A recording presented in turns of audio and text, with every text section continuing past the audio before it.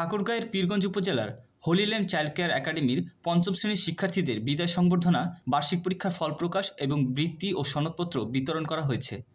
বুধবার সকালে একাডেমির প্রাঙ্গণে একাডেমির সভাপতি সাবেক প্রধান শিক্ষক মুসা সরকারের সভাপতিত্বে অনুষ্ঠিত সভায় বক্তব্য দেন সাবেক উপজেলা চেয়ারম্যান ও উপজেলা বিএনপির সাধারণ সম্পাদক জিয়াউল ইসলাম জিয়া, সেনগাঁও ইউনিয়নের চেয়ারম্যান সাইদুর রহমান, পীরগঞ্জ প্রেস ক্লাবের সাধারণ সম্পাদক নসরতে খোদা রানা, হোলিল্যান্ড চাইল্ড কেয়ার একাডেমির পরিচালক আমিনুল ইসলাম, অধ্যক্ষ মোজাফফর রহমান সরকার প্রমুখ।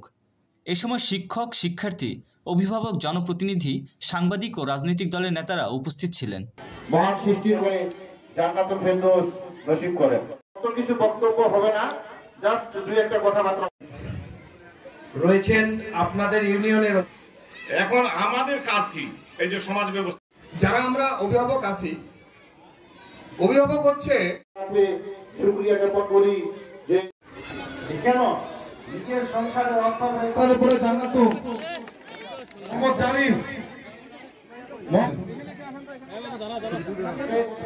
আল রাফি, আসো আল রাফি, হ্যাঁ ক্যামেরা দিকে দেখে